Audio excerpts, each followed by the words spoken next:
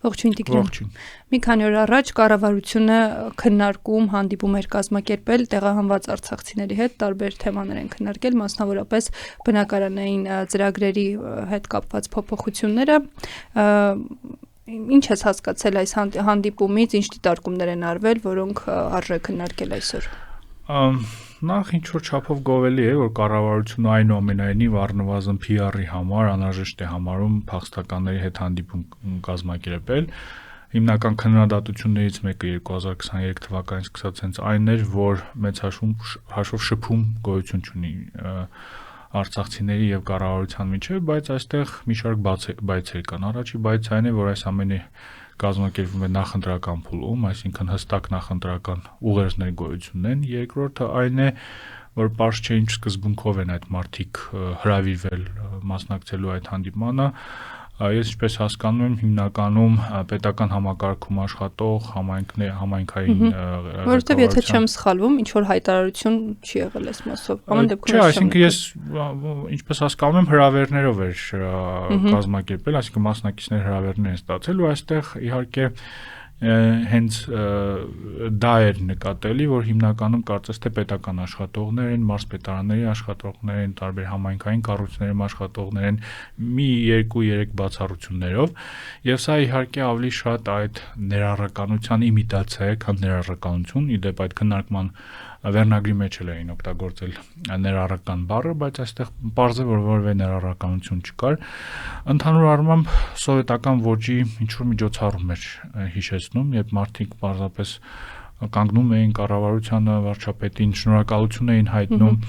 եւ այդ առումով նույնիսկ իմիջի տեսանկյունից լավ տպավորություններ չթողեց, բայց միևնույն ժամանակ պետք է ինչ-որ դրական քայլ համարել, որ առնվազն այդպիսի ձևաչափով հարկ են համարում փախստականների հետ հանդիպել, փախստականների հետ խոսել եւ քննարկել տարբեր ծրագրեր, չնայած այստեղ եւս ինչպես նախկինում արձանագրվում էր, ավելի շատ խոսքը գնում է արդեն իսկ կայացված որոշումները կոմունիկացնելու մասին, այլ ոչ թե ընդհանուր ջանքերով այդ թվում նաև ներառական քննարկումների միջոցով այդ ծրագրերը լավարկելու վերաբերյալ քննարկման ընթացքում հայտարարվեց, որ Երևանամերձ բոլոր բնակավայրերում 3 միլիոնի փոխարեն սերտիֆիկատները դառնալու են 4 միլիոն մեկ անձի համար, սա կարծում եմ կարևոր փոփոխություն է, որը էականորեն մեծացնելու է մարդկանց հնարավորությունը տուն կամ բնակարան ձեռք բերելու համար, բայց կրկին այստեղ չենք կարող անտեսել այն հանգամանքը, որ այս որոշումը եւս կայացում է նախընտրական փուլում, այսինքն կարելի է այդ որոշումը 1 տարի առաջ կայացնել, բայց քանի որ ընտրություններ են մոտենում եւ արդեն բավականին չափ արցախցիներ քաղաքացիություն են ստացել, այդ թիվը ընտրող է լինելու, այդ թիվը եւս հրապարակվեց, 34000 մարդ արդեն դիմել է քաղաքացիության եւ ստացել է քաղաքացիություն, ակնհայտ է, որ սա կարելի է ներառել այս նախընտրական սոցիալական պոպուլիզմի շարքին, երբ թոշակներն են ընտրություններից առաջ բարձրացնում, երբ պետական աշխատողներին են պարգևավճարներ բաժանում, երբ օրինակ զինվորական ծառայության ժամկետն են հենց ընտրություններից առաջ նվազեցնում, այսինքն պարզ է, որ դրական ասպեկտներ այս ամեն ինչի մեջ կա, այսինքն փախստականների օգուտ ստանալու են այս գործընթացին եւ դա արդեն իսկ դրական է, առնվազն ընտրությունները դրդում են կառավարությանը լավարկել այս ծրագրերը, բայց մյուս կողմից էլ իհարկե տեսնում ենք, որ այս բոլոր հարցերը օգտագործվում են առանցին հերթին հենց քաղաքական նպատակներով եւ ներքաղաքական նպատակներով։ Թեման շարունակելով Նիկոլ Փաշինյանը ճեպազրույցի ժամանակ անդրադարձել է տեղահանվածներին եւ նման հայտարարություն է արել, որ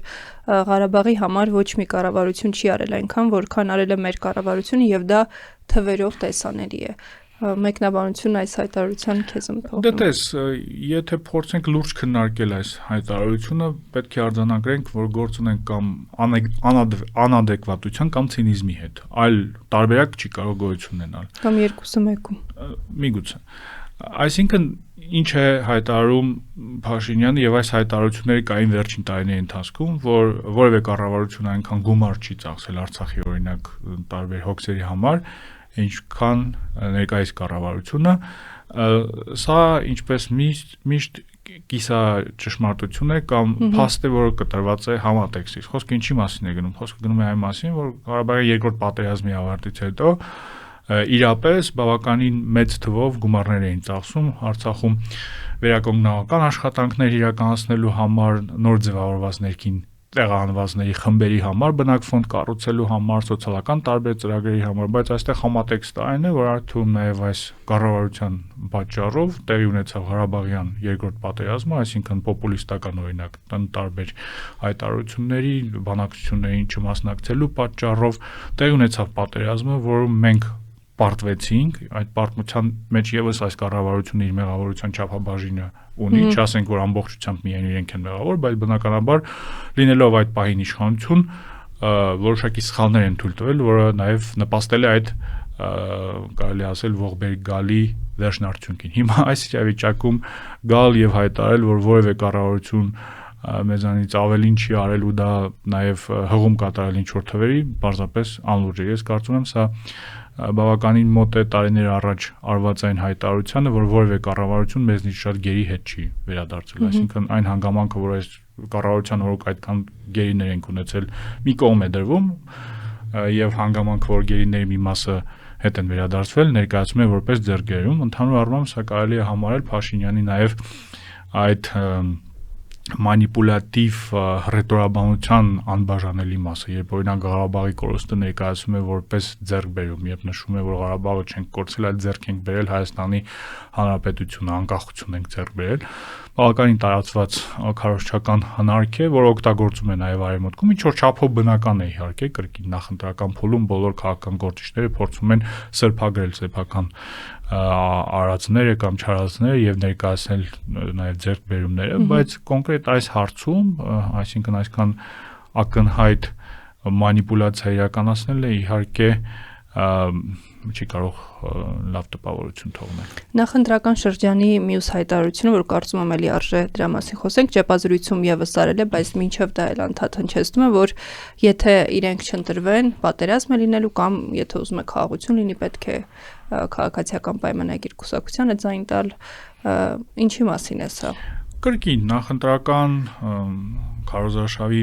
մաս հանդիսացող հայտարարությունը մեծ հաշվով այստեղ էլ արձանագրենք, որ բոլոր քաղաքական ուժերը փորձում են այդ տիպի նարատիվներ ստեղծել, բայց կարծում եմ այս նարատիվները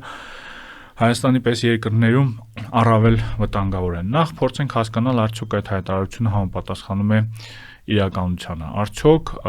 որևէ ուժ Հայաստանում պնդում է, որ օրինակ հրաժարվելու է ձեռքբերված պայմանավորվածությունից։ Մենք ունենք նաև հստակ օրինակներ, երբ օրինակ նույն թրիփի վերաբերյալ հարցեր հնչեցվում տարբեր անդիմադիր գործիչներին, կարող ենք հիշել, որ Ռոբերտ Քոչարյանին այդ հարցը տվել են այս ուժեղ Հայաստան կուսակցության ներկայացուցիչներին, ես չեմ հիշում որևէ պատասխան, որով նշում էր, որ Հայաստանը հրաժարվելու է այդ պայմանավորվածություններից։ Քոչարյանը, եթե չեմ սխալվում, նշել էր նաև, որ հնարավոր չի Ամերիկայի պես լուրջ երկրի հետ այդ տիպի պայմանավորվածություններ խզել, այսինքն այստեղ խոսքը չի գնում այդ պայմանավորվածություններից հրաժարվելու մասին, խոսքը ամենայն հավանականությամբ գնում է այն մասին, եւ դրա մասին էր ակնարկում նաև Փաշինյանը, որ այս բոլոր ուժերը ունեն ինչ-որ առաջարկություններ այս արդեն ձեռքբերված պայմանավորվածությունների վերաբերյալ։ Քոչարյանը օրինակ պնդում է, որ թրիփը պետք է երկարաձգվի դեպի Ադրբեջանի տարածք, երկու ուժերն էլ հիմնականում դիմադի խոսում են այն մասին, որ երաշխավորների ինստիտուտ պետք է գոյություն ունենա։ Ես կարծում եմ, որ սրանք իրատեսական մոտեցումներ չեն, ես չեմ կարծում, որ դրանք հնարավոր է իրագործել, չեմ կարծում օրինակ, որ Ադրբեջանը երբևէ կհամաձայնի իր տարածքում ինչ-որ երրորդ ուժերի ներկայությանը կամ այս իրավիճակում հնարավոր է օրինակ Ռուսաստանին, ԱՄՆ-ին եւ Չինաստանին միասին դարձնել խաղաղության պայմանագրի երաշխարով։ Նախ առաջինը, որովհետև նմանատիպ հետաքրքրություն չկա այդ դերակատարների կողմից, հատկապես անվտանգության երաշխիքների ստանձնելու տեսանկյունից, մենք տեսնում ենք, որ Միացյալ Նահանգները նույնիսկ Ուկրաինային մեծ հաշվով պատրաստ չի անվտանգության երաշխիքներ տրամադրել։ Երկրորդը հաշվի առնելով համաշխարհային զարգացումները եւ լարվածությունը, որը գոյություն ունի այս տարբեր կենտրոնների միջև, մտածել, որ կարելի է համատեղ ինչ որ երաշխավորության ինստիտուտ ստեղծել, դա էլ չի իրատեսական։ Մի խոսքով արձանագրենք, որ սրանք իրատեսական առաջարկություններ չեն, բայց արդյոք սա նշանակում է, որ տեսականորեն եթե այս ուժերը գան իշխանությամբ, անպայմանորեն պատերազմ է լինելու։ Ես չեմ կարծում, որ սա այս պնդումը եւս համապատասխանում է իրականությանը։ Նախ որովհետև Ադրբեջանը մեծ հաշվով հասել է արդեն իր գրեթե բոլոր ռազմավարական նպատակներին, այդ առումով խաղաղության պայմանագրի արկայությունը կամ բացակայությունը շատ բան չի փոխում։ Թրիփը համաձայն եմ, որ կարևոր պայմանավորվածություն է այն առումով, որ պոտենցիալ խնդրահարույց հարցերից մեկին, որը կարող է էսկալացիայի աղբյուր դառնալ լուծում տալիս է, բայց արդեն արձանագրեցինք, որ կարծես թե որևէ ուժ չի հայտարարել, որ պատրաստվում է հրաժարվել թրիփից։ Այսինքն այդ առումով այնքան էլ այս պնդումը չի համապատասխանում իրականությանը։ Երկրորդ պնդումը, որը կարծում եմ շատ ավելի վտանգավոր է, եւ սա առաջին անգամ չենք տեսնում, երբ իշխանության տարբեր ներկայացուցիչներ խոսում են այն մասին, որ այ տեսեք, ինչ որ ուլտիմատումներով են վերջնագրերով են խոսում հասարակության հետ, որ եթե մենք չլինենք, խաղաղություն չլինի, այսինքն փորձում են նույնացնել, նույնականացնել խաղաղությունը։ Իրենց խաղաղությունը եսամ սկզբունքը։ Այո, բայց իրական ոչ միայն խաղաղությունը, ինքնիշխանությունը, անկախությունը, ժողովրդավարությունը, իրենց քաղաքական ուժի տվյալ պարագայում նույնիսկ վարչապետի անձի հետ։ Սա կարծում եմ վտանգավոր է մի շարք պատճառներով, առաջին հերթին կարծում եմ վտանգը կայանում է նրանում, երբ դու ընտրությունների արդյունքի գինը այդքան բարձրացնում ես, մեծ հաշվով պարարտ հող ես պատրաստում նաև ինչ որ հակաժողովրդավարական գործողություններ իրականացնելու համար, հակաիրավական գործողություններ իրականացնելու համար։ Որովհետև եթե դու հայտարարում ես, որ եթե մենք պարտվենք դրա գինը խաղաղությունն է, կարող ես այդ խաղաղությունը պահպանելու կամ Հայաստանի խաղաղ զարգացումը ապահովելու համար օրինակ աչք փակել ժողովրդավարության վրա, գնալ ընտրությունների կեղծման ճանապարհով, գնալ, չգիտեմ, այլ հակաիրավական գործիքների կիրառման ճանապարհով այդ արդյունքին հասնելու համար։ Եվ երկրորդ խնդիրը այն է, որ այդ անձնավորումը խաղաղ գործընթացի երկարաժամկետ կտրվածքով կարող է խնդիր դառնալ։ Եթե բոլոր ուժային կենտրոնները եւ այդ թվում այս կառավարությունը խաղաղության ապագան, խաղաղ գործընթացի ապագան կապում են մեկ անձի հետ, ապա դա նշանակում է, որ եթե հանկարծ 5 տարի հետո այդ ուժ իշխանություն չլինի, ինչ արդեն խոսելու ենք այն մասին, որ խաղաղությունը վտանգված է, կամ արդյոք սա նշանակում է, որ իշխող ուժը հավերժ պետք է իշխանություն լինի, որպեսզի խաղաղություն լինի տարածաշրջանում, այսինքն անլուրջ փաստարկներ են եւ այդ առումով իհարկե չեն նպաստելու նաեւ ընտրական process-ի արդարությանը, ընտրական process-ի ամբողջականությանը։ Շնորհակալ եմ Տիգրան։ Ես էլ եմ շնորհակալ։